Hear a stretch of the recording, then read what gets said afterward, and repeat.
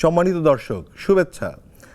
Nexus টেলিভিশনের নিয়মিত সরাসরি আয়োজন, এটা একটি বাহাসের আয়োজন। আমরা যতই নির্বাচন কাছে আসছে ততই আমরা সেই বাহাসকে এগিয়ে নিয়ে আসছি। অনলাইন এবং অফলাইনে যত ধরনের বাহাস হচ্ছে তাই আলোচিত হবে আমাদের এই চলমান অনুষ্ঠানে। এখন যত ধরনের চলমান বিষয় আছে সবগুলোকে অ্যাড্রেস করবে সরাসরি। তাই নেক্সাস টেলিভিশনের চলমান আপনাদের আমন্ত্রণ আমাদের অনুষ্ঠানে। আমি মাসুদ ইমরান মান্নু। আজকে আমরা যেই বিষয় নিয়ে আলাপ করব তা হচ্ছে নির্বাচন কাছে, প্রস্তুতি কি আছে। হ্যাঁ, প্রস্তুতি, অনেক ধরনের প্রস্তুতি হয়। সেই প্রস্তুতিকে আমরা বুঝব আমাদের সম্মানিত দুজন অতিথিদের কাছ থেকে। আমাদের প্রথম অতিথি হচ্ছেন জাহিদুর রহমান, যিনি নামেই পরিচিত, যাকে দেখলেই আপনারা চিনে যান। একজন কলামিস্ট এবং তুখোর রাজনীতি বিশ্লেষক, যার একটি পডকাস্ট আছে জাহিদ স্টেক। আমি নিজেও যার খুবই সরাসরি দর্শক বলা যেতে পারে। আর আছে আমাদের সাথে অ্যাডভোকেট হুমায়রা নূর, যিনি নতুন দিনের যে রাজনীতি নিয়ে আসার প্রতিশ্রুতি নিয়ে এনসিপি আমাদের রাজনীতিতে এসেছেন এবং এবার নির্বাচনে অংশগ্রহণ করছেন, সেই দলটির যুগ্ম সদস্য সচিব। অ্যাডভোকেট হুমায়রা নূর, আপনাকে স্বাগত, এবং জাহিদুর রহমান আপনাকেও ধন্যবাদ। আমরা প্রথমেই যেতে চাই জাহিদুর রহমানের কাছে, কারণ নতুন বাংলাদেশে নতুন ব্যবস্থা নিয়ে, নতুন বন্দোবস্তর কথা নিয়ে অনেকগুলো সংস্কার কমিশন তৈরি করা হয়েছে এবং এই মুহূর্তে বাংলাদেশ যেই সংস্কার কমিশনের কাজকে আমরা কাছ থেকে দেখার সুযোগ পাচ্ছি অনেকটাই। যদিও সেই সংস্কার কমিশনের সকল নীতিমালা অনুসরণ করে এই নির্বাচন হচ্ছে না, তবু নির্বাচন কমিশনের সংস্কার কমিশনের একজন সম্মানিত সদস্য জাহিদুর রহমান। জাহিদুর রহমান, আপনারা যা ভেবেছেন নতুন বাংলাদেশের নতুন নির্বাচন, এই নির্বাচন কি সেই পথে হাঁটছে? মানে আমরা না, আমি যা ভেবেছি সেটা বলি, কারণ অনেকে অনেক কিছু ভেবেছে এবং অনেকের সাথে আমার দ্বিমত ছিল। শুধু নির্বাচন না, বাংলাদেশটা শেখ হাসিনার পতনের পর কেমন হবে, বাংলাদেশের ট্র্যাজেক্টরি, আমাদের গণতন্ত্রের ট্র্যাজেক্টরি কী হবে সেটা নিয়ে সোসাইটিতে একটা পারসেপশন ছিল। এটা সিরিয়াসলি ভ্যারি করেছে পার্সন টু পার্সন। আমার কাছে যদি বলি, আমি সোফার যেদিকে যাচ্ছি আমি সঠিক পথে যাচ্ছি বলে মনে করি এবং আমি হতাশ হইনি। অনেকের মধ্যে হতাশা দেখা যায়, কারণ এদের অনেকেই ভীষণ এক্সপেকটেশন ছিল তাদের। মানে অনেকে মনে করেছেন শেখ হাসিনার পতনের পর সম্ভবত আমরা অসাধারণ পশ্চিমা ধাঁচের গণতান্ত্রিক দেশে পরিণত হব, আমরা আমাদের মধ্যে কোনো রকম কোনো কাদা ছোঁড়াছড়ি করব না, হানাহানি করব না, আমরা অসাধারণ গণতান্ত্রিক হয়ে যাব, পরস্পরের সাথে শ্রদ্ধাবোধ রেখে আলাপ আলোচনার মাধ্যমে সমস্যার সমাধান করব। আসলে এভাবে হয় না। আমি এখন বাংলাদেশ যেভাবে নির্বাচনের দিকে যাচ্ছে এবং নির্বাচনের মাঠে আমরা সোফার যা দেখছি, মানে আমি প্রায় শোগুলোতে দেখি, অনেক খুব অবাক হচ্ছেন যে এক দল বা এক জোট আরেক জোটের বিরুদ্ধে তো টাফ রেটরিক ব্যবহার করছে, তারা একজনের সাথে এই ধরনের শব্দ ব্যবহার করছে, যে বাকবিতণ্ডায় জড়িয়ে পড়ছেন, কাদা ছোঁড়াছুড়ি করছেন। আমি সোফার যা দেখছি, আমি আরও বেশি হলেও হতাশ হতাম না, আমার কাছে কমই মনে হচ্ছে। এই জন্য বলছি, আমি আসলে খুব বেশি আশা ওরকমভাবে ইউটোপিয়ান চিন্তা করি নাই, আমি একটু রিয়ালিস্ট চিন্তা করেছি এবং আমরা সঠিক পথে আছি বলে মনে করি। এখানে নতুন বন্দোবস্তটা কি আপনার কাছে? নতুন বন্দোবস্তের সঙ্গে আমার মনে হয় হুমায়রা আরও ভালো দেবেন, কারণ তারা কিছু একটা দেখতে চেয়েছেন, কিন্তু যদি আমরা তাদেরকে পুরনো বন্দোবস্তের পথেই মোটামুটি হাঁটতে দেখছি। কিন্তু তারা যেটা বোঝাতে চেয়েছেন, আমি মনে করি যে শেখ হাসিনার সময়ে বিশেষ করে আসলে সমস্যাটা নতুন বন্দোবস্ত যতটুকু জরুরি ছিল তার চেয়ে জরুরি ছিল শেখ হাসিনার আগেও তো আমাদের একটা বন্দোবস্ত ছিল, সেটাও কি খুব খারাপ ছিল? উত্তর হচ্ছে খুব খারাপ ছিল না। কিন্তু শেখ হাসিনা এটাকে যে জায়গায় ডিস্টর্ট করে ফেলেছেন, প্রাথমিকভাবে হয়তো চিন্তাগুলো এইরকম ছিল যে একটা স্টেট আমরা তৈরি করব যেখানে একটা স্টেটের চেকস অ্যান্ড ব্যালেন্সগুলো নিশ্চিত করার জন্য যথেষ্ট, তারা যেটা বুঝিয়েছেন, আমি যতদূর বুঝেছি, কনস্টিটিউশন এবং লিগ্যাল ফ্রেমওয়ার্ক থাকবে এবং তারা এক্সপেক্ট করেছেন এগুলো যদি আমরা একবার করে ফেলতে পারি, সেটা আমাদের এই যে চেকস অ্যান্ড ব্যালেন্স, মানে একটা ডেমোক্রেটিক কান্ট্রি বা একটা লিবারাল ডেমোক্রেসি তো কাজ করে আসলে এভাবেই। আপনার তিনটা উইং যে আছে, লেজিসলেচার, জুডিশিয়ারি এবং এক্সিকিউটিভ, তাদের মধ্যে সেপারেশন থাকবে, ইনস্টিটিউটস থাকবে, both constitutional and statutory institutions, যেগুলো ইন্ডিপেন্ডেন্টলি কাজ করবে। এটা করে আমরা এমন একটা ব্যবস্থা করব যেটা তাদের ভাষায়, আবারও বলছি, ফ্যাসিবাদী ব্যবস্থা আবার ফিরে আসাটাকে ঠেকাবেন, সেটা মনে করেছেন। সো কিছু অগ্রগতি আছে, তবে আমি একটা ডিবেট সুযোগ পেলে আজকেও করবো, সবসময় করার চেষ্টা করেছি। আমরা যদি মনে করি আমি বলছি না কনস্টিটিউশন বা আইন কানুন ঠিক করার দরকার নেই, কিন্তু আমরা যদি মনে করি এগুলো করার মাধ্যমে যে নতুন বন্দোবস্ত বলা হচ্ছে সেটা ইনশিওর করে ফেলা যাবে বা গ্যারান্টেড করা যাবে, আমি এই দাবিকে সাবস্ক্রাইব করি না। এটা নিয়ে আমাদের কাছে যথেষ্ট পরিমাণ এম্পিরিক্যাল এভিডেন্স আছে। আমি রাদার মনে করি আমাদের এই চর্চার মধ্য দিয়েই ক্রমাগত ভুল করে আবার ঠিক করে, ভুল করে আবার ঠিক করেই এই প্রসেসটা চালিয়ে যেতে হয়। এক্ষেত্রে আসলে আমি অ্যাডভোকেট হুমায়রার কাছে আসব। নতুন বন্দোবস্তের কথা বলে, নতুন বাংলাদেশের কথা বলে আপনারা যে এলেন, আপনারা তো নির্বাচনের ক্ষেত্রে সেই পুরনো পথেই হাঁটলেন, তাই নয় কি? ধন্যবাদ আপনাকে। আজকে আমার অত্যন্ত প্রিয় একজন সহ-আলোচক ডক্টর জাহিদুর রহমান এবং আমাদের যারা দেখছেন সবাইকে সালাম এবং শুভেচ্ছা জানিয়ে শুরু করছি।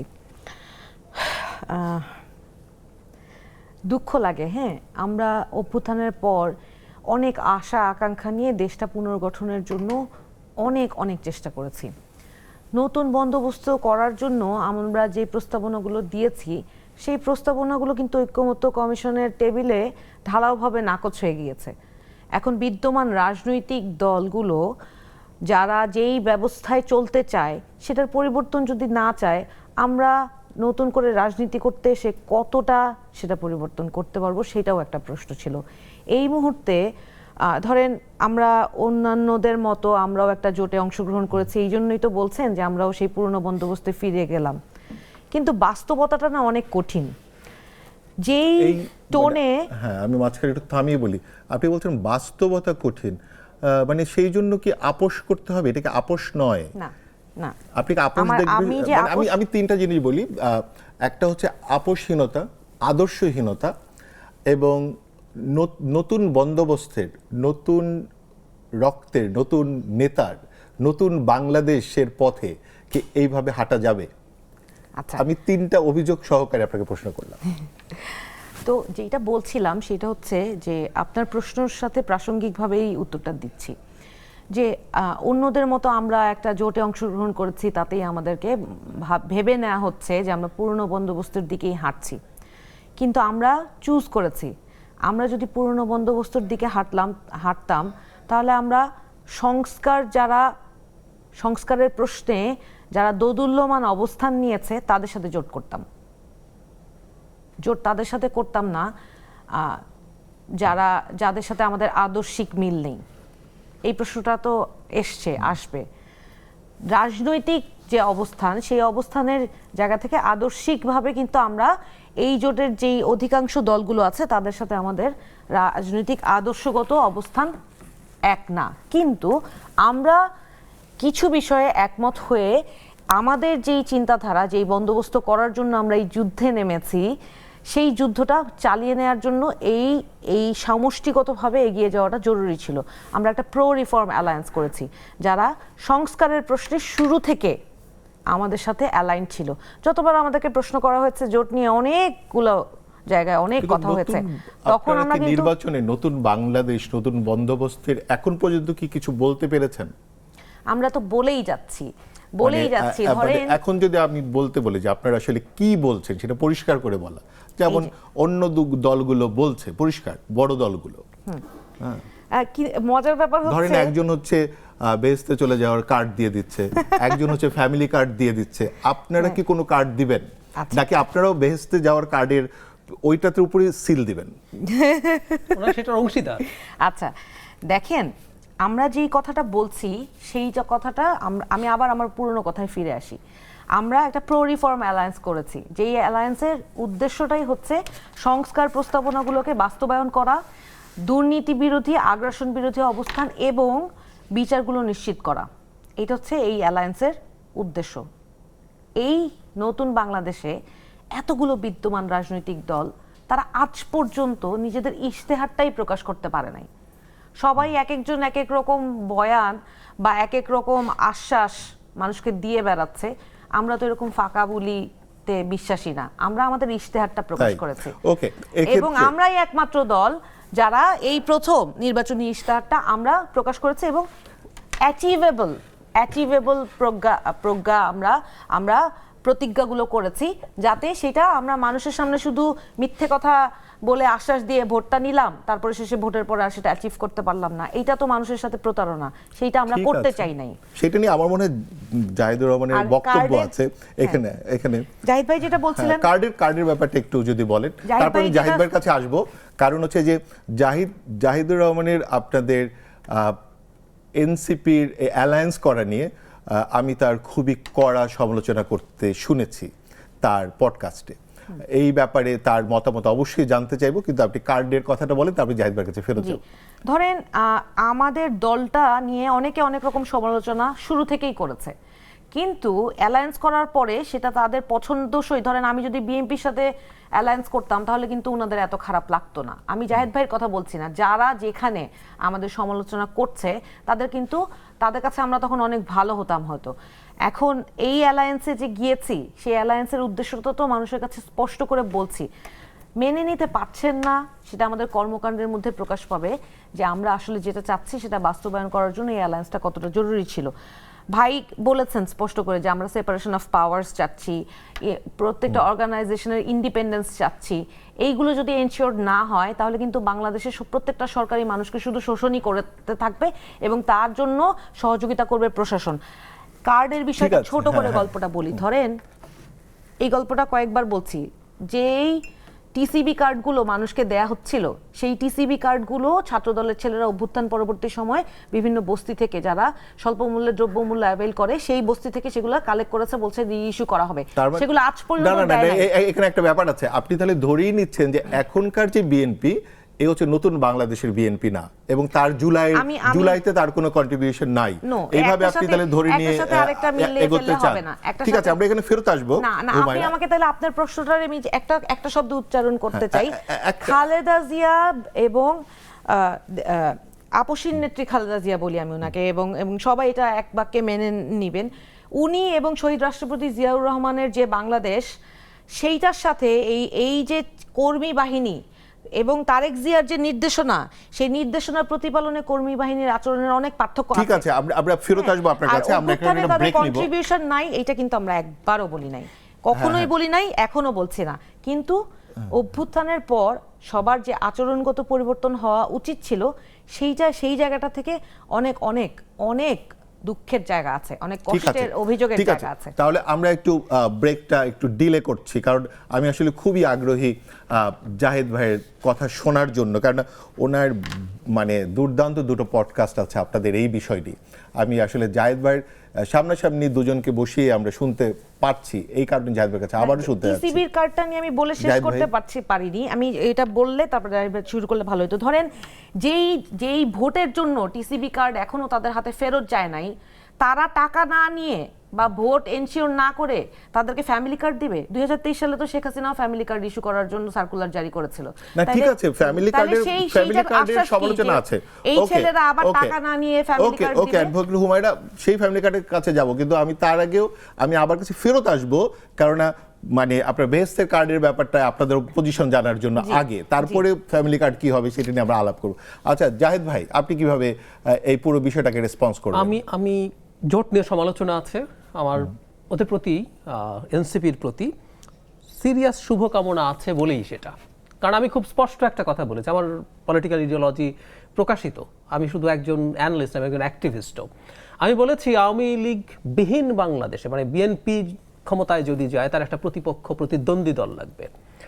কাছাকাছি শক্তির দল হচ্ছে আওয়ামী লীগ। আওয়ামী লীগের এখনো প্রায় 20% সমর্থন আছে বলে আমি মনে করি। সো আমি তো চাই না সে অপারেট করুক। আর অপশন আছে জামায়াতে ইসলামী। আমি যে কোনো ফর্মের আইডেন্টিটি পলিটিক্সকে কোনোভাবেই নেই না। এটা ইসলামের নামে হোক, হিন্দুত্ববাদের নামে হোক, এটা হোয়াইট সুপ্রিমেসির নামে হোক, আমার এগুলো নিয়ে প্রচুর কথাবার্তা আছে। সে কারণে একটা সেন্ট্রিস্ট পলিটিক্সের কথা যখন এনসিপি বলেছে, আমি সিরিয়াস শুভকামনা জানিয়েছি। এখন সমস্যাটা কোথায় জোটের ক্ষেত্রে? উনি যুক্তি দিচ্ছেন সংস্কার করছেন, কার সাথে? আমি যদি হুমায়রার জায়গায় হতাম, এবং আমি অনেক জায়গায় বলেছি, এনসিপির একটা অসাধারণ উল্লেখযোগ্য ব্যাপার ছিল, বেশ কিছু নারীকে আমরা ফ্রন্টলাইনার হিসাবে দেখেছি, যারা কারো আত্মীয় স্বজন হয়ে আসেন নাই, তারা তাদের যোগ্যতায় আন্দোলন করেছেন, সাংগঠনিক কাজ করেছেন। এবং খেয়াল করবেন, জামাতের সাথে যখন তাদের জোট হলো, নারীরা এদের মধ্যে কেউ কেউ পদত্যাগ করলেন, কেউ কেউ থেকে প্রতিবাদ করেছেন, আমার সাথে বসে প্রতিবাদ করেছেন।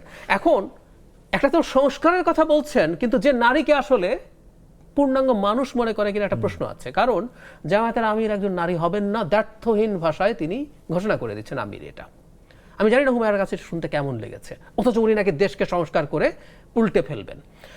জামায়াতে ইসলামীতে একজন হিন্দু বা অন্য কোনো অমুসলিম মানুষ আমির দূরে থাকুক, কেন্দ্রীয় সদস্য বা রুকন হতে পারে না। দ্বিতীয় শ্রেণীর নাগরিকের মতো করা হচ্ছে। যে দল এসব তার কনস্টিটিউশনে লিখে রাখে, নারীর ব্যাপারটা আবার লিখে নেয়, এটা একটা ভণ্ডামি আছে। আমি ভণ্ডামি শব্দটা স্ট্রেইট অ্যাওয়ে বলছি, কারণ তাদের আমিরের যোগ্যতার 1 নম্বর পয়েন্ট হওয়া উচিত ছিল তাকে অবশ্যই পুরুষ হইতে হবে। এটা লেখেন নাই তারা। লিখলে আবার কনস্টিটিউশনের আর্টিকেল 28-এর সাথে ঝামেলা হয়ে যায়, তো তাই লেখেন নাই। আবার উনি কিন্তু ক্লিয়ারলি বলেছেন, যুক্তি কি, নারী প্রেগনেন্ট হয় এবং ব্রেস্ট ফিড করে, মানে প্রেগনেন্ট হয়ে ব্রেস্ট ফিড করে কাজ করা যায় না, করছে না আমাদের নারীরা বড় বড় জায়গায়। আর আমিরের বয়সে সাধারণত আমির হওয়ার যে বয়স, এসব সাধারণত থাকে না, থাকলেই বা কি। তো এইসব কথা যারা বলছেন তারা নাকি বাংলাদেশের এত সংস্কার করবে, এটা আমাদের বিশ্বাস করতে হচ্ছে। সো এই জন্য বলছি, এটাই আমার ফ্রাস্ট্রেশনের জায়গা। আমার ফ্রাস্ট্রেশন, হুমায়রার মতো মানুষ যারা আছেন, যারা নিজের যোগ্যতায় দাঁড়িয়ে এই জায়গায় দাঁড়িয়েছেন এবং তারা ফাইট করে একটা জায়গা তৈরি করেছেন, ক্রমাগত করার চেষ্টা করছেন, তারা তাদের কাছে গেছেন। এজন্য বলছি যে নতুন বন্দোবস্তের আলাপটা না জামাতের সাথে যাওয়াই হয় নাই। বিএনপির সাথে উনি বলছেন যদি যেতেন, তাহলে অন্তত একটা ব্যাপার ছিল কি, ওটা একটা সেন্ট্রিস্ট দল, ওর মধ্যে দুর্নীতি সমস্যা আছে তো, যে উনি ছাত্র দলের বিরুদ্ধে বা বিভিন্ন সংগঠনের, মানে বিএনপির অঙ্গ সংগঠনের বিরুদ্ধে চাঁদাবাজি বা এই ধরনের অভিযোগ, এমনকি বিএনপিও স্বীকার করে, তার প্রমাণ হচ্ছে সে বহিষ্কার করেছে অনেককে। সো ওসব অভিযোগ একটা জায়গা, আর পলিসিগত জায়গায় একটা দল এভাবে চিন্তা করছে। আর ফানি ব্যাপারটা কি, জামায়াতে ইসলামী অ্যাপারেন্টলি লেস র্যাডিক্যাল দ্যান আদার পলিটিক্যাল পার্টিস। মানে এখানে 3টা দল আছে, এনসিপি, এবি পার্টি এবং আর একটা এলডিপি। এর বাইরে বাকি দলগুলো হচ্ছে মোরলেস ইসলামিস্ট দল। এর মধ্যে এমন দল আছে যারা খেলাফত কায়েম করে ফেলবো বলে, যারা মনে করে বাংলাদেশের সব নাগরিকের ভোটাধিকার থাকবে না, তাদের স্বপ্নের রাষ্ট্র যদি হয়, একটা ন্যাশনাল আইডি কার্ড থাকবে, একটা ভোটার আইডি কার্ড থাকবে, তারা একটা ক্রাইটেরিয়া সেট করবেন, সিলেক্টেড কিছু মানুষ ভোট দেবেন। এদের সাথে থেকে সংস্কারের জোট হচ্ছে এবং তারা কাছাকাছি সিটের নমিনেশন পেয়েছেন এনসিপির তুলনায়, অথচ এনারা সামনের সারিতে থেকে আমাদের এই গণ অভ্যুত্থানে অনেক গুরুত্বপূর্ণ রোল প্লে করেছেন। এজন্য আমি মনে করি যে তাদের এই যে সংস্কারের আলাপের যে যুক্তি, আমার কাছে ভালো মনে হয় না। আমি আবারও বলছি, নারী এবং নন মুসলিম মানুষের প্রতি এই মারাত্মক বৈষম্য যারা জারি রাখে, নন মুসলিমেরটা কনস্টিটিউশনালি, জামায়াতে ইসলামের এই কনস্টিটিউশন রেখে বাংলাদেশের রাজনীতি করতে পারে বলে আমি মনে করি না। ওনারা নন মুসলিমদের জন্য একটা সহযোগী সদস্য বলে একটা অপশন তাদের আছে, সেন্ট্রাল কোনো দায়িত্বে কোনো কাজে তাদের কোনো রোল নাই। কার্যকরী কমিটি তৈরি, আমির নির্বাচন, কোথাও কোনো রোল নাই। আমরা খেলার মাঠে ছোটবেলায় দুধ ভাত রাখতাম, যে খারাপ পারে ওকে খেলায় নিতেই হবে, তো ওকে রাখতাম, ওকে আমরা কেউ গুনতাম না। সো যেই দল কনস্টিটিউশনালি এটা করে, আর কনস্টিটিউশনে না লিখলেও শুধু আমিন না, পরদিন নারী জামায়াতে ইসলামের সেক্রেটারি জেনারেল গিয়ে বলেছে আমরা এটা মেনে নিয়েই রাজনীতি করছি। সো এই দলের সাথে থেকে সংস্কার আমার কাছে খুবই হাস্যকর বলে মনে হয়। এটা ঠিক আছে, এই কারণে কি আপনি ধরেন, মানে তাদের শরিয়া আইন বিষয়ক তাদের যে অবস্থান, এটা খুবই অপরিচ্ছন্ন বা অপরিষ্কার, এই কথাটা আপনি বলছেন, বারবারই বলছেন। মানে এটা একটা দিতে একটু বলে রাখা ভালো। ধরুন ইসলামী আন্দোলন বেরিয়ে গেছে, ইসলামী আন্দোলন বেরিয়ে গিয়ে বলছেন তারা শরিয়া কায়েম করবে না বলে বেরিয়ে গেছেন, তারা করবেন, যদিও বাংলাদেশের এক্সিস্টিং কনস্টিটিউশনাল ফ্রেমওয়ার্কে শরিয়া আইন বাস্তবায়ন করা যায় বলে আমি মনে করি না। ওকে, জাহিদুর রহমান, আমরা ফেরত আসবো আবার আপনার কাছে এই বিষয়টা নিয়ে। আমরা এখন একটা বিরতিতে যাব। বিরতির আগে শুধু বলে নেই যে হুমায়রার কাছে, অ্যাডভোকেট হুমায়রার কাছে আমি আবারও ফিরে আসব যে এই ব্যবস্থাপনার ভিতরে, এই অ্যালায়েন্সের ভিতর থেকে তারা কি কখনো রাষ্ট্রের প্রধান হয়ে উঠতে পারবেন, রাষ্ট্রের যদি বেশি সংখ্যক সিট তারা পেয়ে যান? সেই প্রশ্নে আমরা ফিরে আসব তার কাছে, তবে একটি বিরতির পরে।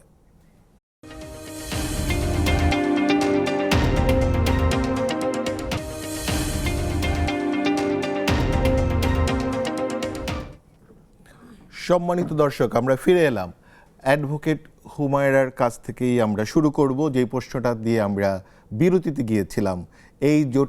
এই জোট যদি সর্বোচ্চ সংখ্যক সিট পেয়ে সরকার গঠন করতে পারে, তাহলে অ্যাডভোকেট হুমায়রাদের মতো কেউ কি রাষ্ট্রপ্রধান হতে পারবেন এই জোটে থেকে? আচ্ছা, এই জোটটা কিন্তু শুধু জামাত ইসলাম দ্বারা পরিচালিত না, তাই না? এবং জোটের প্রধান কে হবে এইটা হয়তো মিডিয়া বলছে যে ওদের বেশি আসনে নির্বাচন করা হচ্ছে বলে ওরা জোটের প্রধান হবে, এইটা নাও হইতে পারে, তাই না? জোটের প্রধান এই জোটের 11টা দলের যে কোনো দলের একজন হতে পারে আমাদের নাহিদ ইসলামও জোটের প্রধান হতে পারে। তাহলে কি নির্বাচনের সুতরাং ক্ষেত্রে আপনাদের জোট এটা আমরা বলতে পারি? এটা তো নির্বাচনী জোট। ওকে, তাহলে নির্বাচনী যে আপনাদের এই জোটের যে বড় শরিক যে একটা বেহেশতে যাওয়ার কার্ড দিচ্ছে, এই কার্ডটা তাহলে আপনারা এন্ডোর্স করছেন? আচ্ছা, আমি একটা স্বতন্ত্র রাজনৈতিক দল, আমরা একটা নির্বাচনী জোট করেছি। আমাদের জোটের যেই 4টা এজেন্ডা আমি আপনাকে বললাম, আমরা সেই 4টা এজেন্ডাই এন্ডোর্স করছি। এর বাইরে ওই জোটের কর্মীরা কাকে যে কি বলছে যে কি জান্নাতের টিকিট, আমার কাছে অবাক লাগে যে ধরেন উনারা উনাদের ভাষায় ধর্মীয় বিষয়গুলোকে এমফাসাইজ করছে। আমি যখন আমাদের প্রার্থীদের নির্বাচনী প্রচারণায় উনারা আসছেন বা ওনাদের সাথে আমরা যখন প্রার্থীদের নির্বাচনী প্রচারণায় যাচ্ছি, আমি নিজ কানে যেটা শুনেছি সেটা আমি বলতে পারি। ওনারা বলছেন যে একজন যোগ্য এবং সৎ প্রার্থীকে ভোট দেয়া ঈমানি দায়িত্ব এবং আপনারা আপনাদের ঈমানি দায়িত্ব পালন করবেন। এখন আমি মনে করি যে ধরেন আপনার কথা পরিষ্কার, এইটা আপনি যদি আমাকে জিজ্ঞেস করতেন আমি কিভাবে বলতাম, আমি বলতাম যে একজন সৎযোগ্য প্রার্থীকে বেছে নেওয়া আপনার নাগরিক দায়িত্ব। উনি বলছেন ঈমানি দায়িত্ব, সো উনার ভাষাটা কি হবে সেটা তো আমি চুজ করে দিব না, আমি আমার কথাটা বলবো। দ্বিতীয় হচ্ছে ধর্মের কার্ড, কিন্তু ধর্মের কার্ড কিন্তু সবাই খেলছে। জনাব তারেক রহমান কিন্তু নিজে বলেছেন যে উনি আমরা হচ্ছে যে একটু আমাকে বলতে দিতে হবে এখানে অ্যাডভোকেট হুমায়রা একটা বিষয় যে আপনি যদি ধরেন ওই বড় বিএনপির মতো বড় দলটিকে টেনে আনেন, তাকে ডিফেন্ড করার জন্য আমাদের এখানে কেউ নাই। এই জন্য আমরা আসলে এই আলাপটাতে যেতে চাচ্ছি না। জামাতেরও তো এখানে কেউ নাই, আমি তো জামাত করি না, আমাকে জামাতের প্রশ্নের উত্তর এলাই বলে আমরা আসলে এটা তো হইল না, এখানে গেলাম, এটা তো হইল না। ঠিক আছে, আমরা আপনার প্রশ্নে আসি, তবে আপনার ব্যাখ্যাটা পরিষ্কার। ধর্মীয় কার্ড সবাই খেলছে, অন্যান্য বড় রাজনৈতিক দলও কিন্তু স্পষ্টভাবে বলছে যে রাষ্ট্রে ইসলাম ধর্মের নিয়ম অনুযায়ী রাষ্ট্র পরিচালনা করবে। তাহলে তারাও তো একই কথা বলছে, তাই না? তো বিএনপি এখানে নাই বলে বিএনপিকে বলতে পারবো না, অনেক অভিযোগ রাষ্ট্রীয় সমস্যা আছে যেটা বলতে হবে। যে আপনি বলেছেন যে 4টা ইস্যুতে আপনারা জোট করেছেন, 4টা বিষয়, সেখানে এই কার্ডের বিষয় নাই, অতএব আপনারা শুধু ওই 4টা জিনিসকেই এন্ডোর্স করছেন, মানে এই করছে, এইটা কিন্তু পরিষ্কার। এখন আসি আমি কিছুক্ষণ আগে আপনি বলছিলেন সংস্কারের পক্ষে যারা আছে বা পুরোপুরি আপনারা তাদের সাথে গিয়েছেন, এরকম যেহেতু বিএনপির 9টা ইস্যুতে সে নোট অফ ডিসেন্ট দিয়েছে বিএনপি, আপনারা বিএনপির সাথে গেলেন না, এরা কোনোটাতেই নোট অফ ডিসেন্ট দেননি। অতএব এখন প্রশ্ন হচ্ছে যে সংস্কারের যে পক্ষে হ্যাঁ ভোটের পক্ষে আপনারা কথা বলছেন, আপনারা কি সমঝোতা মানে এই যে জুলাই সনদের যে সমঝোতা স্বাক্ষর, সেইটাতে তো এনসিপি গেল না, কিন্তু তার পক্ষে সকল প্রচারণা চালাচ্ছে এবং হ্যাঁ ভোটের পক্ষে প্রচারণা চালাচ্ছে। আপনি রাইট টাইমে রাইট কোশ্চেনটা করেছেন, আপনাকে অত্যন্ত ধন্যবাদ এই জন্য। ওর খুব প্রিয় প্রশ্ন এটা, কারণ এইটা নিয়ে মানুষের মধ্যে খুব ধোঁয়াশা আছে, সুযোগ পেলে বলতে পারা উচিত, তাই না? তাহলে মানুষের মধ্যে যে কনফিউশনটা আছে সেটা দূর হয়। জুলাই সনদে স্বাক্ষর করতে পারি নাই কেন? আমি তো একজন লয়ার, আমি আমার পয়েন্ট অফ ভিউটাই বলছি। ধরেন একটা লিগালি আনএনফোর্সিয়েবল ডকুমেন্টে যখন কেউ স্বাক্ষর করে সেটা এনফোর্স করা যায় না। যখন 3 দলীয় জোটের রূপরেখা হচ্ছিল তখন মানুষ কিন্তু একটা জেন্টলসম্যান এগ্রিমেন্ট, মৌখিক এগ্রিমেন্টে গিয়েছিল এবং পরবর্তীতে কিন্তু ওই সময় যেই সরকার গঠন করে তারা তত্ত্বাবধায়ক সরকার ব্যতীত অন্যান্য যা যা কমিটমেন্টস ছিল কিছুই ফুলফিল করে নাই এবং এটা নিয়ে কেউ কিছু বলতে পারে না, কারণ কোনো রিটেন এগ্রিমেন্টস ছিল না which would have been enforceable among them, তাই না? বাট ওইটাকে কি আমরা সনদ বলবো না সনদ, মানে সনদের সমঝোতা বলবো? কোনটার কথা বলছেন? মানে যেটা স্বাক্ষর হয়েছে যেখানে, আচ্ছা এখন যেটা হচ্ছে 24 পরবর্তী যে জুলাই সনদের কথা আমরা বলছি সেইটা নিয়ে আমাদের কথা। জুলাই সনদ তো স্বাক্ষর হয়েছে, জুলাই সনদ সবাই স্বাক্ষর করেছে, কিন্তু এই সনদের মধ্যে সবই তো আছে, কে কে কোন বিষয়ে নোট অফ ডিসেন্ট দিয়েছে সবই উল্লেখ আছে। আমরা শুধু একটা বিষয়ে নোট অফ ডিসেন্ট দিয়েছি, সেটা হচ্ছে নারীদের আমরা চেয়েছিলাম অ্যাটলিস্ট ইলেকশনে 15% রিপ্রেজেন্টেশন থাকুক প্রতিটা দল থেকে। সেইখানে বড় দলগুলো চায়নি, কারণ বড় দলগুলো তাদের মা বোনদেরকে বা তাদের দলের নারীদেরকে তারা অতটা যোগ্য মনে করে না বা তাদের নিজস্ব বাস্তবতাকে বেশি জরুরি মনে করে। সেই জায়গা থেকে তো আমি মনে করি সব দলই কম বেশি প্রতারক সেটা একটা দলকে বলা যাবে না, সব দলই কম বেশি প্রতারক। এ ব্যাপারে নারীর আমি ইস্যুতে সেই জন্য আমরা নারীর ইস্যুতে আমরা নোট অফ ডিসেন্ট দিয়েছি, আর সবগুলোতে আমরা একমত। এখন সবই ঠিক আছে, কিন্তু দিন শেষে একটা এই সনদের বাস্তবায়ন প্রক্রিয়া কি হবে সেইটার স্পষ্টতা জুলাই সনদের নাই। সো এইটা আবারও সেই আগের মতো, আমরা তো অভিজ্ঞতা রকম থেকে হচ্ছে। শিখবো। তাহলে যখন এনফোর্সিয়েবল না একটা ডকুমেন্ট, সেখানে তো সাইন করার কোনো অর্থ নাই। আমরা প্রতিবাদ করলাম, প্রতিবাদ করার পর এই প্রতিবাদের ভিত্তিতে জুলাই সনদ বাস্তবায়ন অধ্যাদেশ হলো, আদেশ হলো, রাইট, আদেশ হলো, এবং গণভোট অধ্যাদেশ হলো, যেটার ভিত্তিতে এখন গণভোট হচ্ছে। এখন গণভোটের যে 4টা প্রশ্ন, সেইটা নিয়ে অনেক অনেক ডিবেট আছে। যেটা নিয়ে আমার বক্তব্য হচ্ছে, গণভোটের যে প্রশ্ন সেট করেছে, সেই প্রশ্ন যারা সেট করেছে, এবং সরকার, যে সরকারের ম্যান্ডেট হচ্ছে সংস্কার, যে সরকারের ম্যান্ডেট হচ্ছে, যেহেতু অভ্যুত্থানের সরকার, সেই সরকারের ম্যান্ডেট হচ্ছে বিচার, সেই সরকারের ম্যান্ডেট হচ্ছে এই মানুষের জন্য একটা সুষ্ঠু এবং অবাধ নির্বাচন অনুষ্ঠান করা। তাদের দায়িত্ব ছিল এই 4টা প্রশ্নে কি আছে, যেহেতু তারাই এই 4টা প্রশ্ন সেট করেছে এভাবে, তাদের দায়িত্ব ছিল এই প্রশ্নগুলো একেবারে রুট লেভেলে প্রত্যেকটা মানুষকে পরিষ্কার করে বুঝিয়ে বলা। তারা যেটা করেছে, শুধু হ্যাঁ বা না এর প্রচারণা করেছে, এটা ভুল করেছে, স্পষ্টভাবে বলছি আমি। এবং আমরা যেটা করছি যে এখন যেহেতু আমাদের প্রতিবাদের ভিত্তিতে যে জুলাই সনদ বাস্তবায়ন আদেশ এসছে, কিন্তু তার আবারও পিছিয়ে ফিরে যাই। এখন আপনি প্রশ্ন করতে পারেন যে এখন তো বাস্তবায়ন আদেশটা এসছে, কিভাবে বাস্তবায়ন হবে, সেটা একটা অর্ডার এসছে, হ্যাঁ, তাহলে এখন কেন সাইন করলাম না? এখন তো সাইন করতে পারেন। এখন শুনেন, এগ্রিমেন্ট, ধরেন সব পক্ষের সমঝোতায় যে চুক্তিটা হচ্ছে, সেটা তো একটা এগ্রিমেন্টের ফর্ম, তাই না?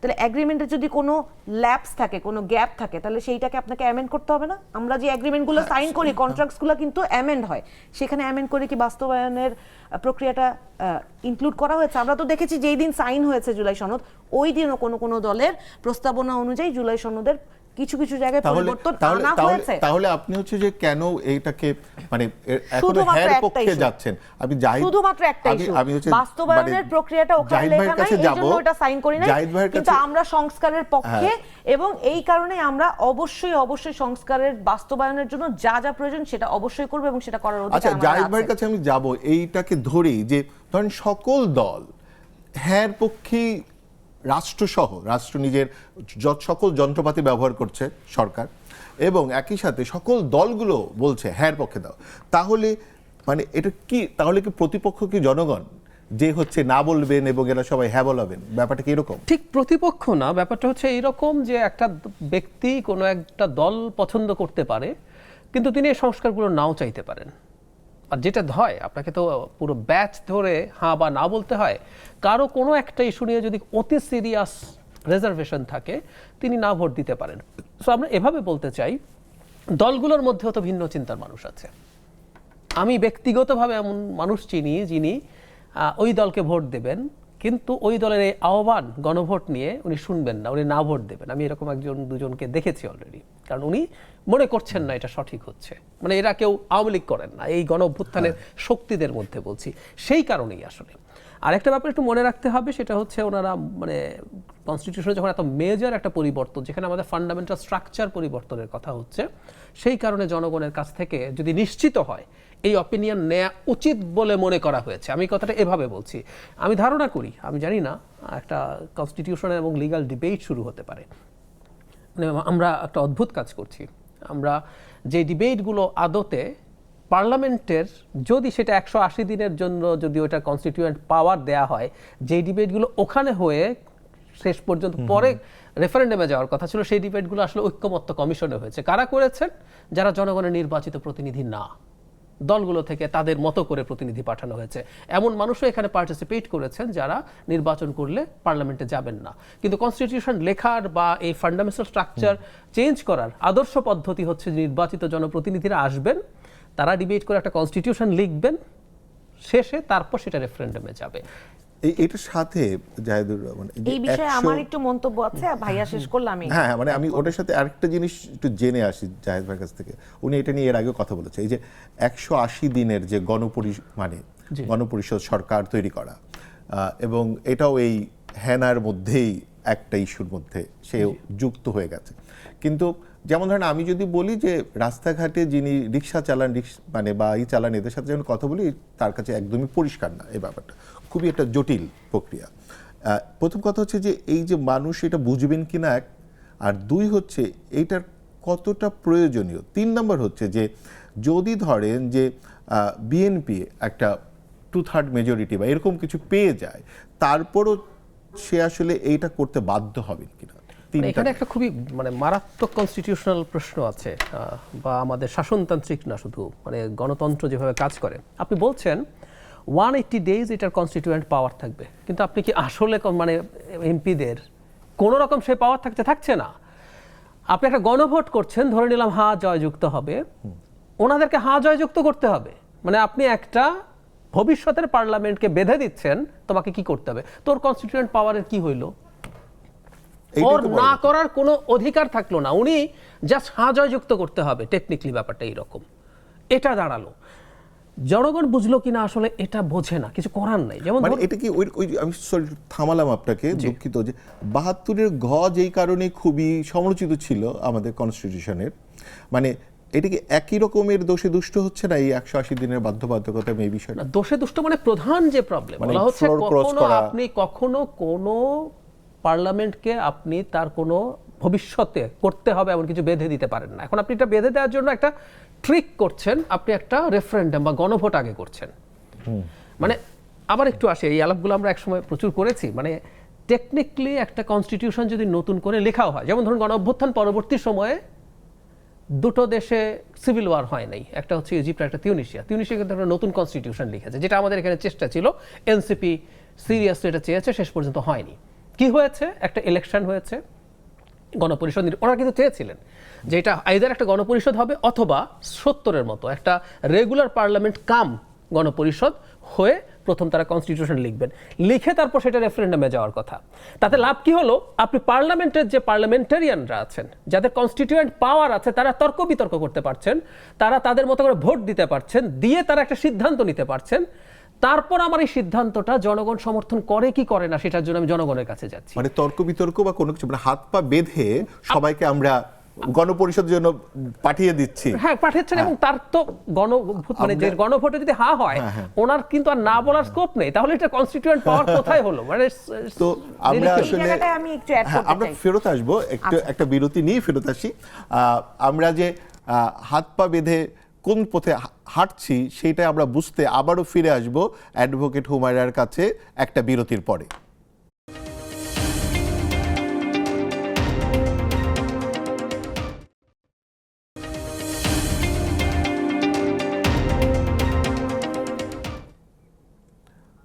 সম্মানিত দর্শক, আমরা আবারও ফিরে এলাম। আমরা যাব অ্যাডভোকেট হুমায়রা নূরের কাছে। আমরা যে হ্যাঁ না ভোট হচ্ছে এবং সংস্কার কমিশনের যে বিষয়গুলো এসছে তা নিয়ে তার মতামত আছে, সেটা আমরা আগে শুনে নিব। তারপরে আমরা ছোট ছোট কিছু বিষয়ের উপরে ছোট ছোট করে কিছু কমেন্টস শুনবো দুজন আলোচকের কাছ থেকে। হুমায়রা বলেন। আচ্ছা, ধরেন আমরা এই যে গণভোট নিয়ে প্রশ্নটা আলাপ আলোচনা হচ্ছিল, আমরা কিন্তু চেয়েছিলাম যে যেই ফ্যাসিবাদী কাঠামো, যেই ফ্যাসিবাদী স্ট্রাকচারে এই সংবিধানটাকে পরিবর্তন করতে করতে সব রাজনৈতিক দলগুলো এক একজন স্বৈরাচারী হয়ে উঠেছে, তারা এটা কেন করেছে? কারণ সংবিধানটাকে পরিবর্তন করে তারা তাদের ক্ষমতাকে দীর্ঘায়িত করতে চেয়েছে। এই জন্য আমরা সংবিধানটাকে ভেঙে নতুন করে সাজাতে চেয়েছিলাম। আমরা চেয়েছিলাম গণপরিষদ নির্বাচন, কিন্তু তখন না কোনো ভদ্রলোক, কোনো সুশীল আমাদেরকে এই এই এই এই জায়গাটা এন্ডোর্স করে নাই। তারা তখন এন্ডোর্স তো করেই নাই, বরং ঐক্যমত্য কমিশনে আমাদের সকল সংস্কার প্রস্তাবে তারা ভেটো দিয়েছে, তাদের মতো করে পরিবর্তন করতে চেয়েছে। কতগুলো খেলা আছে, একটা হচ্ছে বাদ দিয়ে দেয়া আর হচ্ছে ভেঙে সাজানো। আপনি বলছেন ভেঙে সাজানো, কিন্তু এর আগে ছিল বাদ। আমি আমার অংশটুকু আমি বলে দেই। হ্যাঁ, ধরেন ভেঙে সাজানো, বাদ দিয়ে দেয়া মানে কি? 72-এর সংবিধানটা বাদ দিয়ে নতুন করে সংবিধানটা গোছানো, একই কথা। ওই কথা বলে আসলে সময়টা অনেক পিছনে গেলে আগের জরুরি কথাটা বলতে পারবো না। তো যখন ঐক্যমত্য কমিশনে আমরা সংস্কার প্রস্তাবনাগুলো আলোচনা করলাম, আপনি দেখবেন যে যাদেরকে মানুষ সবচেয়ে বেশি বিশ্বাস করার কথা, যে যারা সবচেয়ে বেশি ভুক্তভোগী ছিল বা যারা বাংলাদেশের মানুষের জন্য গণতান্ত্রিক উত্তরণের ঝান্ডাটা সবার আগে হাতে তুলবে, তারাই সমস্ত সংস্কার প্রস্তাবে যেই জায়গাটা থেকে আপনার ক্ষমতা কার্টেইল হয়ে যাবে, ক্ষমতা কমে যাবে, সেই সমস্ত জায়গাতে তারা ভেটো দিয়েছে। কেন? কারণ তারা ক্ষমতায় যদি যায়, তাদের ওই ক্ষমতাগুলো তো কম্প্রোমাইজড হয়ে যাবে, কমে যাবে, সেইটা তারা বাধা দিয়েছে।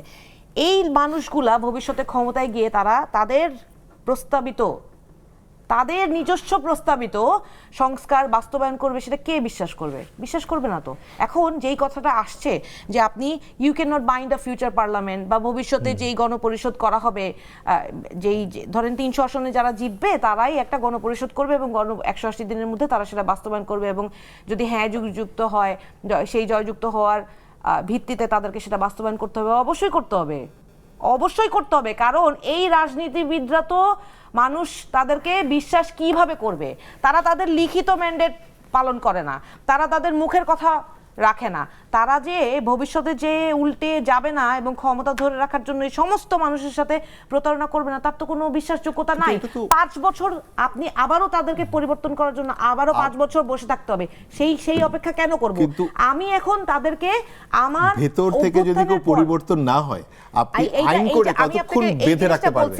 এই জিনিসটা আমি একটা ছোট উদাহরণ দিয়ে বলছি। ধরেন এখন কি হবে, এখন এই গণভোটে যখন জনগণ ম্যান্ডেট দিবে, জনগণের সিদ্ধান্ত অনুযায়ী এই বাংলাদেশের মালিককে সরকার না জনগণ, রাজনৈতিক দল, বাংলাদেশের মালিক হচ্ছে জনগণ। তাহলে বাংলাদেশের ভবিষ্যৎ কি হবে সেটা সিদ্ধান্ত কে নিবে? জনগণ নিবে। সুতরাং জনগণের সিদ্ধান্ত অনুযায়ী গণভোটে যেই সিদ্ধান্ত আসবে, ধরেন এখন আপনি ইন্টারেস্টিং ভাইয়ারা বলেন যদি না হয়, না হইলে এটা বাধ্য না, তারা তাদের নিজস্ব প্রস্তাবনা অনুযায়ী বা সংস্কার করবে, তখন মানুষ প্রশ্ন করতে পারবে যে তোমরা তো এই প্রস্তাব দিছিলা, তোমরা এটা বাস্তবায়ন করলা কি করলা না, সেইটা তখন আরেক প্রশ্ন হবে। এটা তখন রাজনৈতিক দলের কোটায় চলে চ্যালেঞ্জ যাবে। হতে পারে নানাভাবে, চ্যালেঞ্জ দুদিকেই আছে, কিন্তু এই মুহূর্তে জনগণের রায়টা হচ্ছে সবচেয়ে বেশি গুরুত্বপূর্ণ, এবং বাংলাদেশে যে ক্ষমতাটা অ্যাকচুয়াল মালিক হচ্ছে জনগণ, সেইটা তার কাছে ফিরিয়ে দেওয়াটা হচ্ছে গুরুত্বপূর্ণ। আচ্ছা, আর আপনি দ্বিতীয় যে প্রশ্নটা করছিলেন সেটা যেন কি, আচ্ছা আমি যেটা উদাহরণ দিতে চাচ্ছিলাম, কোন জায়গাটা বাধ্য করাটা জরুরি, বাধ্য করতে পারি কিনা, কেন করছি। এই যে 100 আসনের নির্বাচন চেয়েছিলাম নারীদের জন্য, সংরক্ষিত আসন 100 আসনে সরাসরি নির্বাচন, আজকে বড় বড় রাজনৈতিক দলের নেত্রীরা, আমি একদম নাম ধরে বলছি, সেলিমা রহমান আপাকে আমি ভীষণ সম্মান করি, আমি সারা জীবন উনাকে রাজনীতি করতে দেখেছি, উনি দুঃখ করে আক্ষেপ করে বলেছেন যে এইবারও আমি সংসদীয় নির্বাচনটা করতে পারলাম না শেষ বয়সে এসেও। নীলুফার মনি আপা বলেছেন যে যারা যারা নমিনেশন পেয়েছে উনার দল থেকে, তারা পুরুষ কোটায়, মানে বাবা ভাই বা স্বামীর কোটায় চলমানের সেটেই উনি বলে গেছেন। তাহলে উনাদের দলে কিন্তু পরিবর্তন নাই, নারীদের জন্য, নারীদের অ্যাকোমোডেট করার জন্য সেই অবস্থান নাই। আমি দেখি উনাদের কর্মীরা টাকা সম্পূর্ণ কমিটেড টাকা পায় নাই, কর্মীরা প্রোগ্রামে সারা 17 বছর সংগ্রাম করেছে, কিন্তু কর্মীরা যে কি জানি ওই প্রবেশ করার জন্য বোধহয় পাস, সেই পাস পায় নাই, সেটার জন্য কাঁদছে। এটা হচ্ছে আরেকটা দল তো এমনই অবস্থা যে তারা নারীদেরকে অবস্থানই দিতে চায় না, তারা একটা নমিনেশন তাকায় থাকতে হবে। আমাদের নির্বাচন এবং পরবর্তী কি হয়, আপনি যেটা চাচ্ছেন এগুলো এইভাবে যায় কিনা আমরা এটা দেখব, কিন্তু আমি এখন দেখেন যারা একটা নমিনেশনও দেয় নাই, বলতে চাইছে জাহিদ ভাইয়ের কাছে যাব। দেখেন এটা নির্বাচনের সাথে খুবই গুরুত্বপূর্ণ, এখানে আপনার মতামত চায় নাই, একজনকেও যারা দেখার চেষ্টা করে নাই, বলছে যে আমরা রেডি করতেছি, তারা এই 100 আসনে নারী ভার্সেস নারী যদি হইতো, নারীরা অটোমেটিক রেডি হয়ে যাইতো। আমি কি 1.5 বছর আগে রাজনীতি বুঝতাম না রাজনীতি করতাম? আমি রেডি হই নাই 1.5 বছরে। তাহলে আমি যদি চাই, আমি যদি চেষ্টা করি, তাহলে আমি যদি রেডি হইতে পারি, তারাও পারতো। এবং যদি 100 ভার্সেস 100 আসনে যদি সরাসরি নির্বাচনটা হইতো, তাহলে এই সব রাজনৈতিক দলগুলো কিন্তু নারীদের অ্যাকোমোডেট করতে বাধ্য হতো। এখানে আপনি একটা ছোট্ট করে কমেন্ট শুনবো, তারপরে জাহিদ ভাইয়ের কাছে যাব।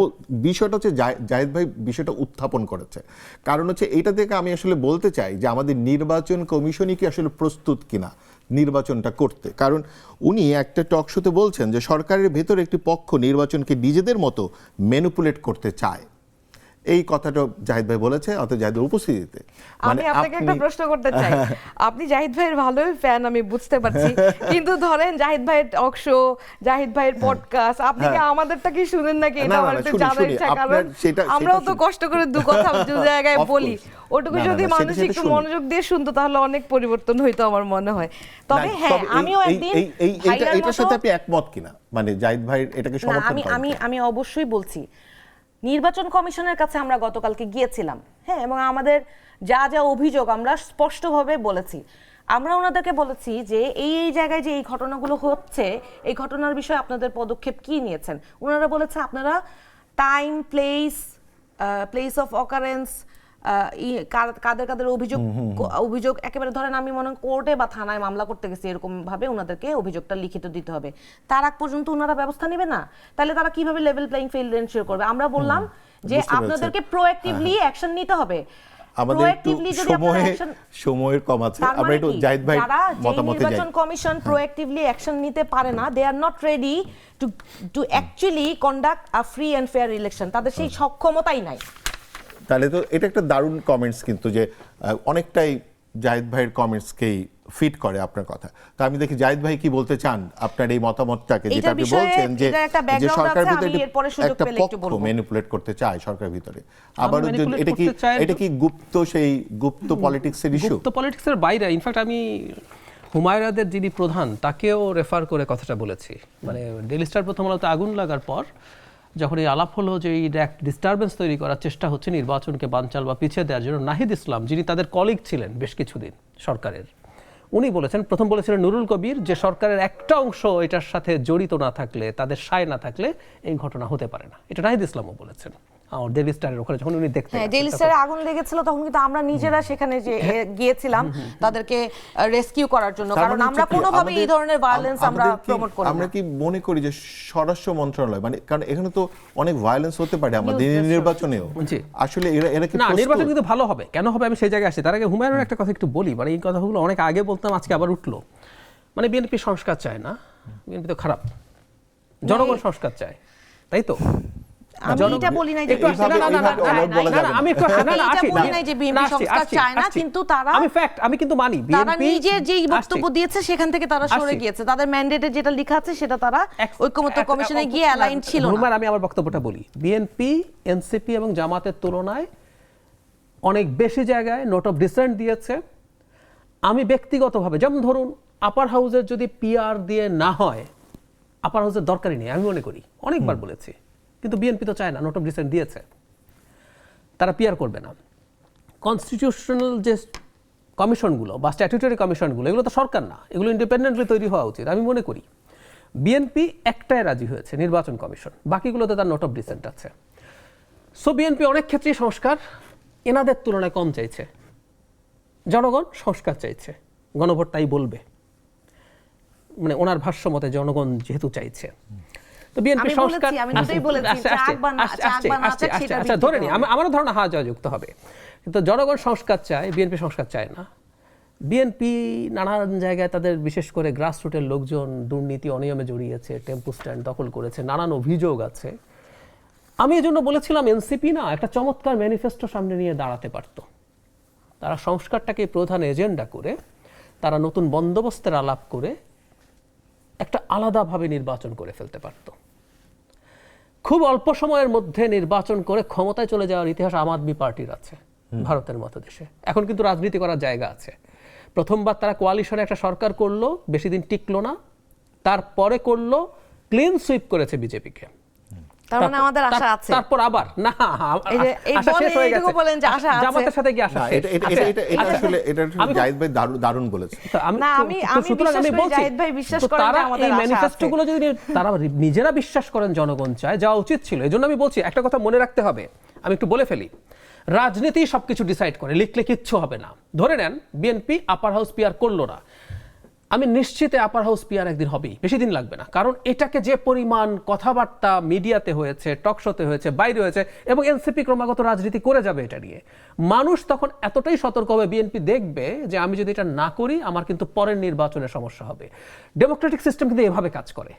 আমার কাছে যথেষ্ট আলোচনা করার সুযোগ থাকলে এগুলো নিয়ে আমরা প্রচুর আলাপ করেছি। সুন্দর মতো একটা কনস্টিটিউশন লিখে ফেললে দেশ সুন্দর গণতান্ত্রিক হয়ে যায়। খুব খুব ভুল কথা, আবারও বলছি, লাগবে না তা বলছি না, কিন্তু এটা করেই সব করে ফেলা যাবে আমার মনে হয় না। নির্বাচন কেমন হবে? নির্বাচনে সরকার খুবই দুর্বলভাবে পারফর্ম করছে। কিন্তু এখন পর্যন্ত বাংলাদেশের প্রিভিয়াস যে স্ট্যান্ডার্ড, ওনারা অনেক ছোট, ওনাদের এত মনে নাই বাংলাদেশে যে কম্পিটিটিভ ইলেকশনগুলো হতো সেই সময়ও যে পরিমাণ ভায়োলেন্সের অবস্থা ছিল, সেই জায়গায় এখন অতি দুর্বল অবস্থার মধ্যেও আমি কোনো মৃত্যু, কোনো আহত হওয়াকে অ্যাগ্রি করছি না, কিন্তু তুলনামূলকভাবে অনেক কম হচ্ছে। কারণ আমি মনে করি দুটো প্রধান দল এবং জোট এই ব্যাপারে সতর্ক আছে। তারা এমন কিছু করে নির্বাচনকে এমন জায়গায় নিয়ে যাবেন না যেটা এটা বিতর্কিত হয়ে গেলে একটা যে বিপদ আছে। আই থিঙ্ক যে দুটো জোটই এটা, যেমন আমরা শুধু রাস্তায় দেখতাম মিছিল পাল্টা মিছিল, ধাওয়া পাল্টা ধাওয়া, এই ধরনের বিষয়গুলো শুধু সেটা না, খানিকটা উত্তেজনা আছে, মানুষের সাথে অন্যায় করা হবে। আমি একটু বলে যেতে চাই, দুজন টপ নেতা এখন পর্যন্ত ব্যক্তি তো বটে, দলেরও নাম উল্লেখ করে সমালোচনা করেননি। মানে বাংলাদেশের ইতিহাসে আমার মনে হয় এটা আমরা এখন পর্যন্ত দেখছি, পরে কি হবে জানি না। সো এই যে তাদের দিক থেকে এই চেষ্টার কারণে আমি মনে করি মেজর ভায়োলেন্স আর বেশি কিছু হবে না, আমরা ভালো একটা মোটামুটি ভালো নির্বাচন পাবো। এটা সরকারের ক্রেডিট না, এটা রাজনৈতিক দলের তবে ক্রেডিট। জাহিদ ভাই কি একটা জিনিস মনে করেন, যেমন আমার কাছে মনে হতো যে ধরেন নতুন এই যে আগস্ট উত্তর যে বাংলাদেশ, সেইখানে নির্বাচনে কিছু কিছু নতুন বিষয় এসছে। একটা হচ্ছে যে এই প্রবাসীদের ডাকযোগে এবং হচ্ছে ধরেন মোবাইল অ্যাপে মাধ্যমে ভোট দেওয়ার যে কৌশলটা, এইটা নিয়ে আপনার কি মতামত? এটা কতটা সাকসেসফুল হতে পারে? এটা নিয়ে অনেক সন্দেহ তৈরি হচ্ছে, আবার কতটা সাকসেসফুল হতে পারে? আমি নির্বাচন ব্যবস্থা সংস্কার কমিশনের সদস্য ছিলাম, তো আমরা এই একটা জিনিস নিয়ে খুব সিরিয়াস, আমি ব্যক্তিগতভাবে খুব সিরিয়াস ছিলাম যে আমাদের প্রবাসীদের ভোট দেওয়ার ব্যবস্থা করতে হবে কতভাবে সম্ভব। আমরা এখন পর্যন্ত একটা নতুন সিস্টেমে গেছি, পোস্টাল ব্যালট যেভাবে হচ্ছে, কিছু প্রবলেম আছে, কিছু প্রবলেম হচ্ছে, প্রথমবার সেই প্রবলেম কিছুটা থাকতে পারে। আমার মনে হয় এটা দ্রুত ঠিক করতে হবে, কিন্তু এখান থেকে সরে আসা যাবে না। আমি মনে করি প্রবাসীদের ভোটাধিকার নিশ্চিত করার জন্য হ্যাঁ, এর মধ্যে আমরা দেখবো যে সৌদি আরবে সবচেয়ে বেশি 2,60,000 ভোটার আছে, আমাদের কর্মীও সবচেয়ে বেশি, কর্মী এখানে বেশি। আমরা এই বিষয়টা নিয়ে আরো মানে বিস্তারিত শুনবো, তবে আবার একটা বিরতি নিব। এই প্রবাসীদের ডাকযোগে ভোট, কারণ মার্কিন যুক্তরাষ্ট্রে 29,000 ভোট আছে, যুক্তরাজ্যে 28,000 ভোট আছে, সো মালয়েশিয়া আমিরাতেও বেশ কিছু ভোট আছে। সো এই বিষয়টা কেমন হবে এটা আমরা অ্যাডভোকেট হুমায়রা নূরের কাছে ফেরত আসবো একটা ছোট বিরতির পরে।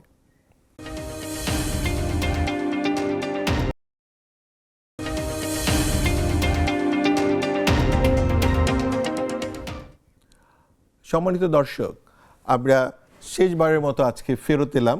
আমরা অ্যাডভোকেট হুমায়রা নূরের কাছে যাব তার মতামত জানতে, এই ডাকযোগে যে নতুন ব্যবস্থা হচ্ছে ডাকযোগে ভোট এবং মানে অ্যাপের মাধ্যমে ভোট, এটা নিয়ে তার মতামত। এই উত্তরটা দেওয়ার আগে একটা দুইটা বিষয় একেবারে না বললেই না, তাহলে আসলে জনগণের সাথে অস্পষ্টতা করা হবে। আমরা গতকাল নির্বাচন কমিশনে গিয়েছিলাম এবং অনেকগুলো বিষয় উল্লেখ করেছি। বিএনপির সাবেক স্বরাষ্ট্রমন্ত্রী আলতাফ চৌধুরী স্পষ্টভাবে বলেছেন যে উনাদের যে প্রার্থী বাছাই হয়েছে সেইখানে উনাদেরকে প্রার্থী বাছাইয়ের ক্ষেত্রে সহযোগিতা করেছে পুলিশ, এনএসআই, ডিজিএফআই। আপনি দেখেন, তারপরে আজকে দেখলাম যে জনাব তারেক রহমানের প্রার্থী নিজেই বলছে যে আমি তারেক রহমানের বিরোধী প্রার্থী। তো সেই প্রার্থীর একটা ভিডিও যে উনি ক্যান্টনমেন্টে যাওয়ার ব্যাপারে একটা অসংলগ্ন আচরণ করেছেন, যেটা নিয়মের বাইরে, সেই আচরণের যেই আর্মির যে বডি ক্যামের যে ভিডিওটা, সেই ভিডিওটা একজন সাংবাদিক অনলাইনে পাবলিশ করেছে। আমার প্রশ্নটা হচ্ছে যে আর্মির যে ইন্টারনাল ভিডিও সেটা যে পাবলিশ হইলো, সেটা কার স্বার্থে করা হইলো? এবং আর্মির ইন্টারনাল ভিডিও যদি এইভাবে কারো স্বার্থে ব্যবহার করা হয় বা কারো প্রাইভেসি, আর্মির নিজস্ব সিস্টেমের মধ্যে যদি প্রাইভেসি ব্রিচ এভাবে হয়, তাহলে বাংলাদেশে এই যে পুলিশ, এনএসআই, ডিজিএফআই, আর্মি কাকে সার্ভ করছে?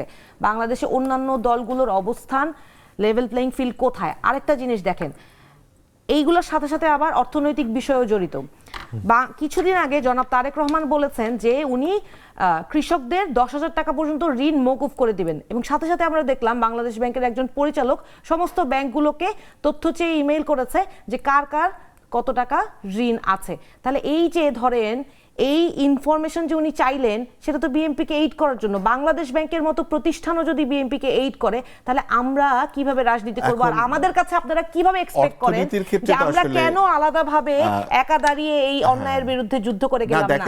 আমাদেরকে তো মেরে ফেলবে দিন দুপুরে গুলি করে, আপনারা কিচ্ছু বলতে পারবেন না, কারণ পুলিশ, আর্মি, এনএসআই, ডিজিএফআই সব তার পকেটে। আচ্ছা, এখন যে এই প্রশ্নটা করেছেন, আমার সাথে অনেক জায়গায় অনেকের ডিবেট হয়েছে প্রবাসী ভোট নিয়ে, কিন্তু আমরা শুরু থেকে স্পষ্টভাবে সরকার যেই অন্তর্বর্তীকালীন সরকার ছিল তাদের সাথে আমরা যুদ্ধ করেছি, প্রবাসীদের ভোটাধিকার দিতেই হবে, এবং সেটা আমরা অ্যাচিভ করতে পেরেছি আলহামদুলিল্লাহ। আমরা এটা আমাদের অর্জন, আপনারা আমাদেরকে যত চাই বলেন, এটা এনসিপির যে অর্জন। আরেকটা বিষয় আছে, যেমন ধরেন এই সরকার একটা বিরাট বড় বাজেট করেছে যেটা নির্বাচনী প্রস্তুতির সাথে যুক্ত, সেটাকে আপনারা মানে যদি 2 শব্দে 3 শব্দে বলা যায়, $6,500 কোটি বিরাট বাজেট। হ্যাঁ, এটা সরকারের আন্তর্জাতিক পর্যবেক্ষক সরকারের অনেক কাজকে আমি খুব একটা মানে ওয়েল থট এবং ওয়েল ডিজাইনড মনে করি না, এটা এক শব্দে শেষ করলাম। আর পোস্টাল ব্যালটের যেই সমস্যাটা সেটা হচ্ছে, ধরেন কালকেই নির্বাচন কমিশন বলছিল যে কিছু কিছু প্রদেশে এখন পর্যন্ত ব্যালট পৌঁছায়নি নানান জটিলতার কারণে। তো আমরা বললাম যে তাহলে এভাবে করা হলো কেন, আর এইটার হিসেব মিলবে কিভাবে।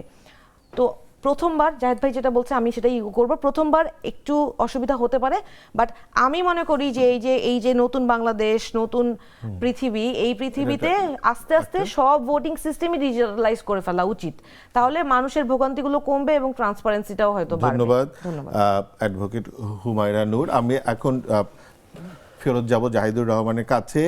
যেই বিষয়টা জানতে চাই তার ছোট্ট করে আর কি মতামত, তা হচ্ছে আন্তর্জাতিক পর্যবেক্ষক এবং বৈশ্বিক প্রেক্ষাপটে আমরা যে এটা যে করছি, এটার তো একটা অ্যাকসেপ্টেন্সের প্রশ্ন থাকবে নির্বাচনে, সেইটাকে আসলে আপনি কিভাবে দেখছেন?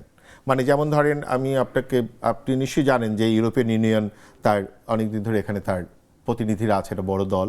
কমনওয়েলথ ও এনফ্রেল মানে ঘানার প্রেসিডেন্টের আন্ডারে মানে তারা আসবেন বলেছেন।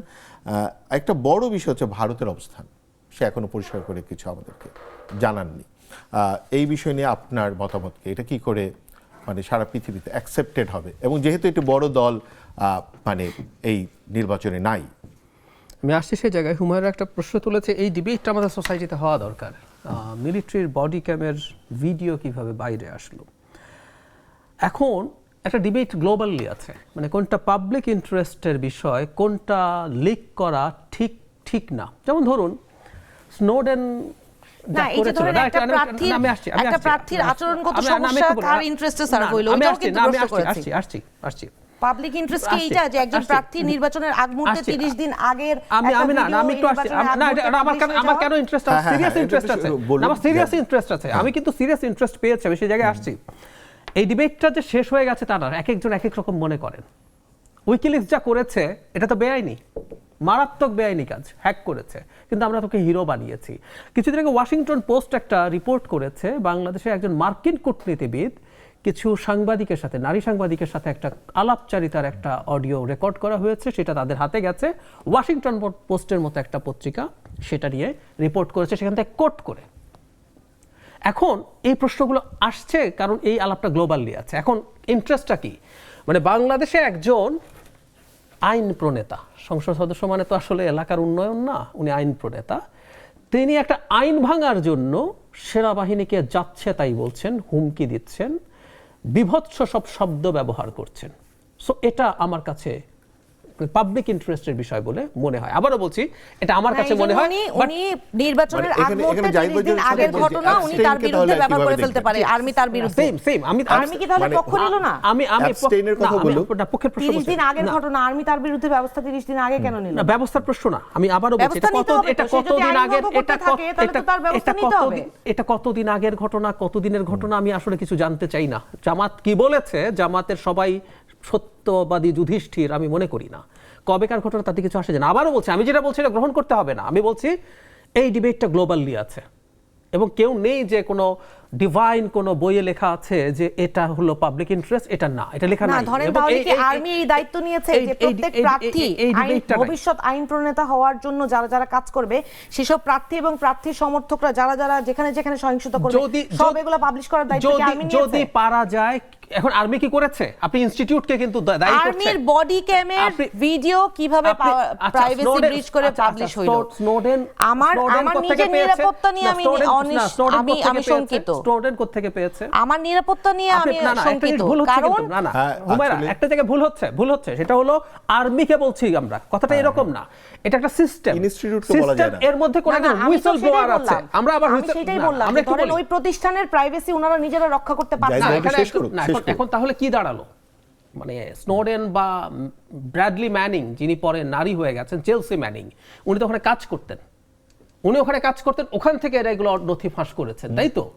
তার মানে কি আমেরিকান আর্মি করেছে? করেনি, কোনো ব্যক্তি করেছে। সো হুইসেল ব্লোয়ার বলে একটা টার্ম তৈরি হয়েছে এবং বাংলাদেশে আমরা অনেকে জানি না একটা হুইসেল ব্লোয়ার প্রোটেকশন অ্যাক্টও আছে বাংলাদেশে। কেউ যদি জনস্বার্থে কিছু লিক করে তাকে প্রোটেকশন দেওয়ার আইনও আছে। আমি আবারও বলছি, আমার কথা গ্রহণ করতে হবে না, আমি একটা চিন্তার জায়গা বললাম যে এটা পাবলিক ইন্টারেস্টের ইস্যু হিসেবে ডিবেটে থাকতে পারে। ধন্যবাদ। আমরা আমাদের দুই সম্মানিত আলোচককে ধন্যবাদ জানিয়ে আমরা আমাদের আজকের চলমান এখানেই শেষ করছি। আবারও দেখা হবে আগামীকাল অন্য কোনো অতিথির সাথে। ধন্যবাদ সবাইকে।